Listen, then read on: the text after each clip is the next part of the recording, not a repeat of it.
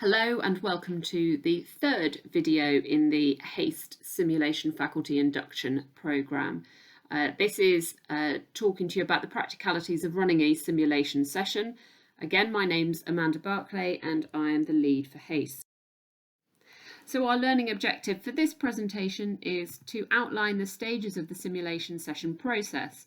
And to get there, we're going to look at the stages involved: preparation, pre-brief, the actual session, debrief, and then the close and review. Here is a spot for you to think. You might want to pause the video at this point to consider what are the aims of a simulation session in very broad terms, and is there anything we should try to avoid when delivering a simulation session?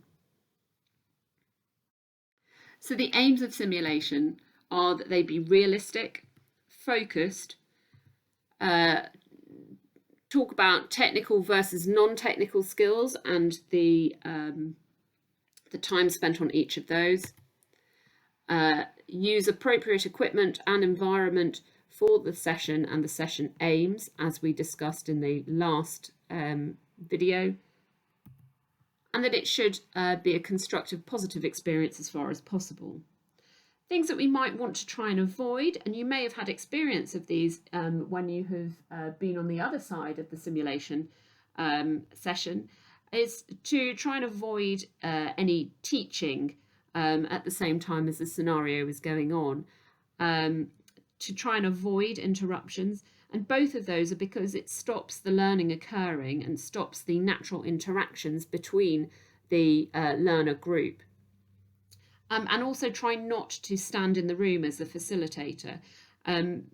Learners would find this very distracting, and they will inevitably defer to the hierarchy and you as an expert. And therefore you're not going to be able to assess how they are performing in terms of either clinical knowledge or the non-technical skills such as communication, interaction and teamwork. If we remember just at this point that simulation is about demonstrating clinical knowledge, but more than that, it's about using it in the clinical environment. And therefore the focus is really on the skills and factors that enable knowledge to produce the good outcomes, which ultimately, of course, are good patient care. So before the session,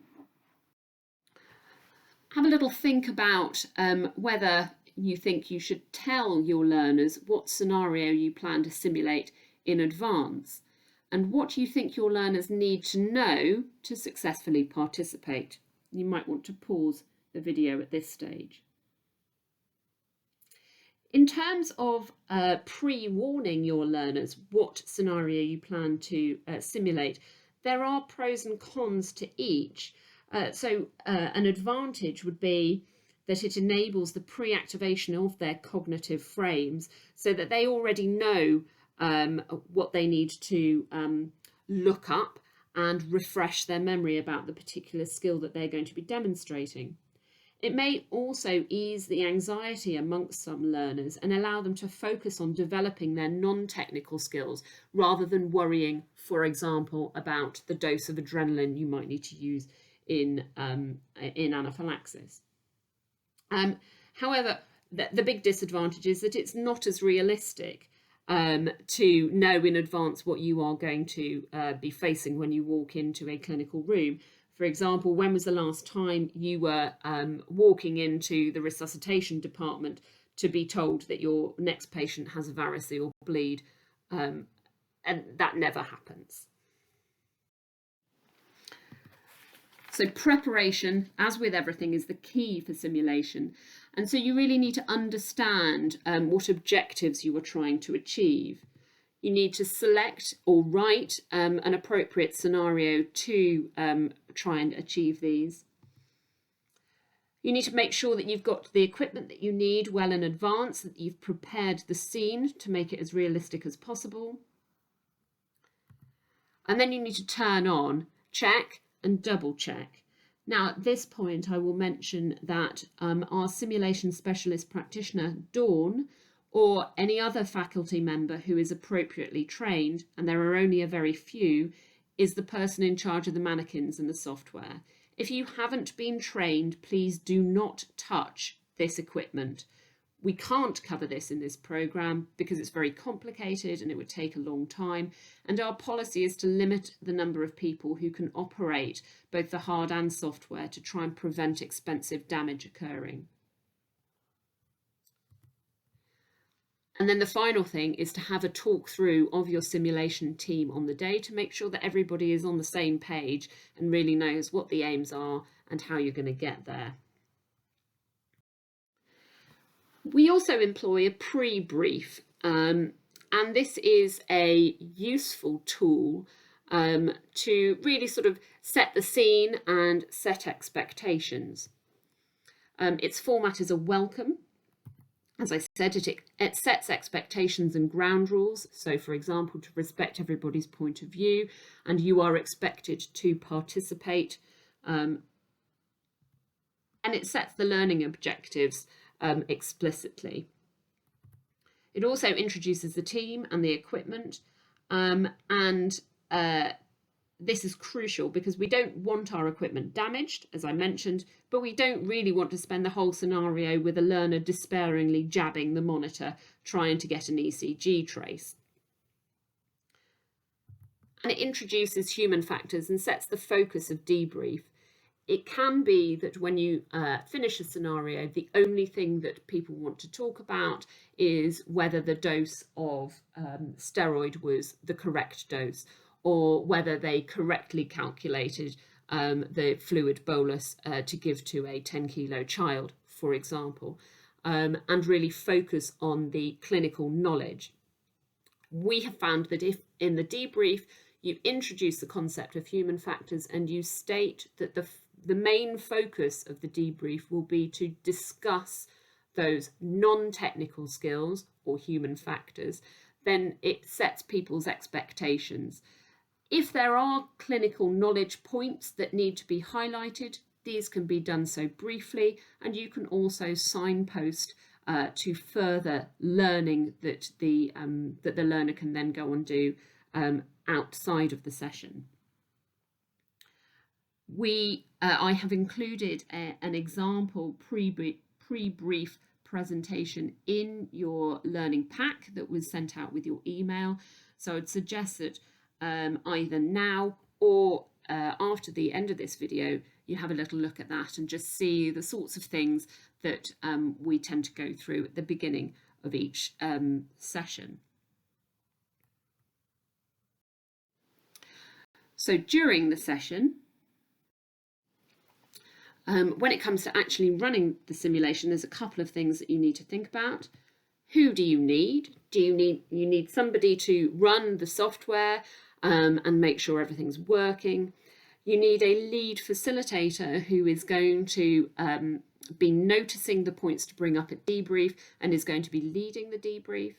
You might need some plants. I don't mean pot plants by that. I mean people who know the course of the scenario and who are faculty members who are in the room but playing a different role, such as, for example, being the nurse in a particular scenario, or being the orthopaedic registrar who's going to be called on for assistance. And you may need some additional helpers as well, depending on the complexity of your scenario. Where do all these people need to be? Do they need to be in the room, or do they need to be in the control room? How are you going to communicate with them? We do have headsets available. How are you going to pass information on test results if that is needed? You need to be aware of the timing. How long are you expecting the scenario to run for, and how far through are things progressing? You also need to consider and perhaps explicitly discuss what you're going to do if things don't go according to plan. Are you going to stop the scenario, or are you going to allow it to run through until the end? You might also need to discuss this if things are taking a lot longer than you anticipated. Generally speaking, the consensus within the wider simulation group is to run through the scenario and let it take its course. There may well be good skills and behaviours, even if they've got completely the wrong end of the stick in terms of the clinical scenario. And it does give you more to discuss in debrief. For example, if somebody doesn't put on oxygen in an acute asthma scenario, don't necessarily reflexly stop.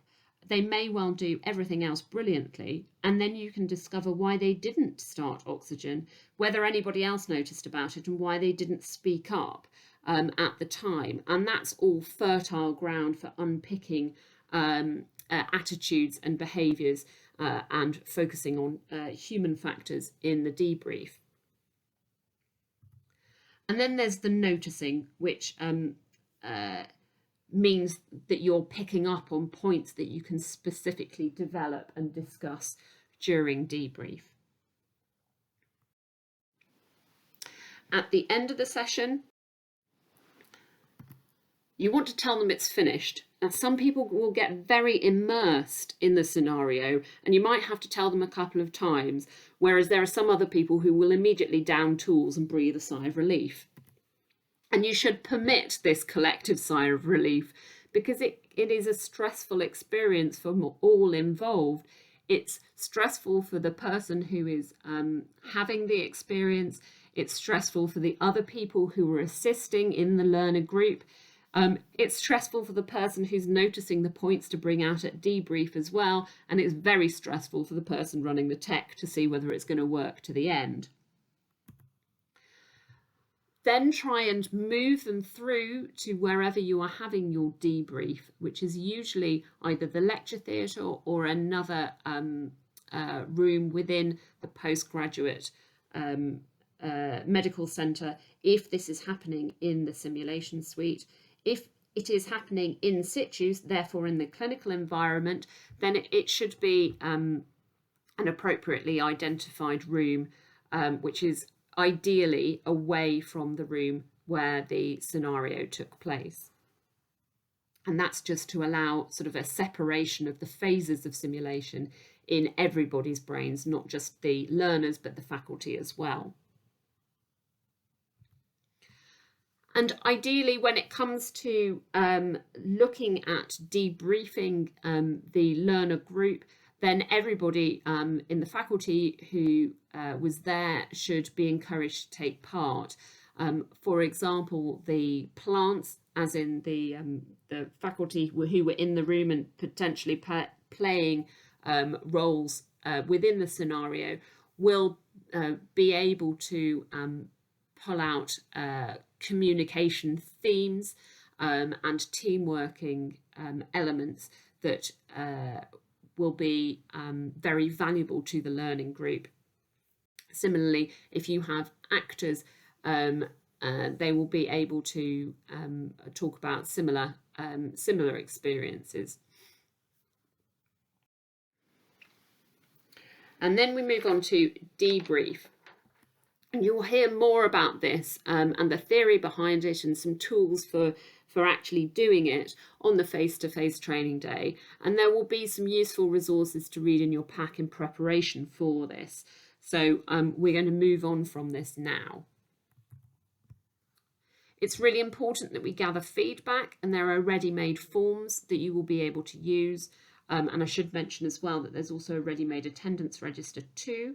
And the HASTE team will collate the feedback and send it out to the facilitators so that you can put it in your teaching portfolios and use it for your appraisal. And then it comes to reviewing the session. So first of all, there needs to be a tidy up and a putting away of everything. Then you need to review the scenario and make sure that you're all agreed that it did or didn't achieve the outcomes that you intended, and whether there were bits that weren't quite as clear and could do with tightening up, or whether it was just brilliant from start to finish. Sometimes the team itself will need a mini debrief, if you like, if there were issues raised that were difficult or emotive, it's nice to get together and make sure that everybody feels that they have had a positive experience as well. And then particularly at this time, all of the faculty involved should offer to help clean all of the equipment. And it will be Dawn, the simulation specialist practitioner, or one of the other HASTE faculty members who will coordinate this, but it's always very nice to have offers of help. And that really is the practicalities of running a simulation session. And so hopefully we've covered outlining the stages of the simulation process, and we've looked specifically at the preparation that goes into this, the role of pre-brief, how to tackle the actual session, touching briefly on debrief, and then talking about closing and reviewing the session afterwards. So your next steps are to watch the fourth and final video, which is tips for writing a simulation scenario, and then to have a practice of this yourselves.